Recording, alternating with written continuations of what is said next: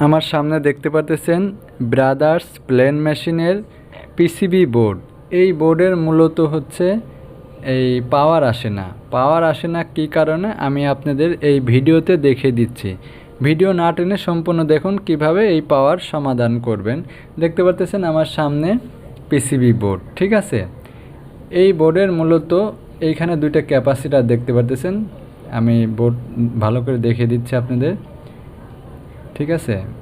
বোর্ডের নিচের হিটসিংয়ের অংশটা মানে পিছনের অংশটা খুলে নিলাম। খুলে নেওয়ার পরে এখন আপনাদের ভালো করে বুঝিয়ে দিচ্ছি। আগে ক্যাপাসিটারের লাইন ডিসকানেক্ট করতে হবে সিরিজ লাইন দিয়ে, মানে টেস্ট ল্যাম্প দিয়ে আপনার ক্যাপাসিটারের কানেকশন মানে ডিসকানেক্ট করে দিতে হবে। ক্যাপাসিটারের যে ভোল্টেজটা থাকে এটা ডিসকানেক্ট করে দিতে হবে।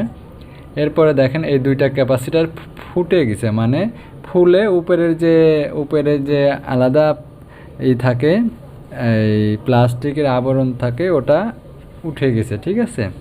এই দুইটা ক্যাপাসিটার ফুটে যাওয়ার কারণে আপনার হচ্ছিল পাওয়ার আসতেছে না, ঠিক আছে। এখন আমার হাতে দেখতে পাচ্ছেন দুইটা নতুন ক্যাপাসিটার, ঠিক আছে। এই ক্যাপাসিটার দুইটা আমি লাগিয়ে দেব। আগে ওই দুইটা খুলে নেব। দেখেন এটার উপরের যে ক্যাপ থাকে কালো অংশ প্লাস্টিকের ক্যাপ, এই ক্যাপ ফুটে গেছে, ঠিক আছে। তাহলে এই ক্যাপাসিটার মান হচ্ছে কত আমি আপনাদের দেখে দিচ্ছি। দেখেন 470 ইউএফ মাইক্রোফ্যারাড 450 ভোল্ট, ঠিক আছে। তাহলে আমি পিছনে সোল্ডারিং করে আমি খুলে নিচ্ছি, সোল্ডারিং করে এই যে খুলে নিচ্ছি। দেখেন আমি সোল্ডারিং সাকার দিয়ে উঠিয়ে তারপরে যে এখন এখানে আঠা দেওয়া থাকে তো এই আঠা সরিয়ে আমি যে ক্যাপাসিটার একটা খুলে নিচ্ছি। এরপর আরেকটা ক্যাপাসিটার আছে। দেখেন ক্যাপাসিটারের সাইড দিয়ে কিন্তু প্লাস্টিকগুলো ফেটে গেছে, কারণ এটা হচ্ছিল নষ্ট হওয়ার কারণে ফেটে গেছে, ঠিক আছে। এরপরে আরেকটা ক্যাপাসিটার আছে, এটা আমি খুলব। এই ক্যাপাসিটারটাও খুলে নিলাম, ঠিক আছে। এখন জাস্ট আমি এই ক্যাপাসিটারগুলো মেপে দেখব যে আসলে ফুটছে যে এটার ইউএফটা ঠিক মাইক্রোফ্যারাডটা ঠিক আছে কিনা। যেহেতু 470 মাইক্রোফ্যারাড ক্যাপাসিটার, ঠিক আছে, এটা আমি আগে মিটার দিয়ে মেপে দেখব। দেখেন আমি এখন আপনাদের দেখে দিচ্ছি ভালো করে। আপনার এই যে মিটার ধরে দেখছি, দেখেন 22 মাইক্রোফ্যারাড একটা ক্যাপাসিটার, ঠিক আছে। এখানে থাকতে হবে 470 মাইক্রোফ্যারাড। পরের ক্যাপাসিটারটা আমরা দেখব। পরের ক্যাপাসিটারটা 70 মাইক্রোফ্যারাড আছে। তার মানে আমার মাইক্রোফ্যারাড 470 থাকবে, সেখানে শুধু 70, ঠিক আছে। আমার দুইটা ক্যাপাসিটারই নষ্ট, বুঝতেই পারছেন আপনারা। এখন আমি বাকি দুইটা ক্যাপাসিটার, নতুন দুইটা ক্যাপাসিটার আমি এখন লাগিয়ে দেবো, ঠিক আছে। দেখেন আমি এইভাবে ধরে আমি লাগিয়ে দিলাম। এরপর আরেকটা এখানে বসিয়ে দেব, বসিয়ে তারপর আমি সোল্ডারিং করে দেব, ঠিক আছে। এই দুইটা ক্যাপাসিটার বসানোর পরে আমি সোল্ডারিং করে এই যে উল্টিয়ে নিয়ে তারপর আপনার সোল্ডারিং করতে হবে। এটা তো আপনারা জানেনই। ভালো করে সোল্ডারিং করবেন যেন একটা লেগের সাথে আরেকটা লেগ যেন লেগে না যায়, ঠিক আছে। এইভাবে আপনি সোল্ডারিং করে দেখেন আমি সোল্ডারিং করে নিয়েছি। সোল্ডারিং করার পরে এখন আমি জাস্ট পাওয়ার দিয়ে দেখব, ঠিক আছে।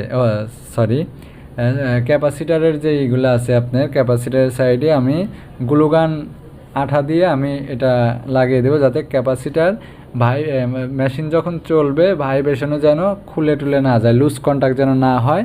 এর জন্য এই গ্লুগান আঠা ব্যবহার করতেছি।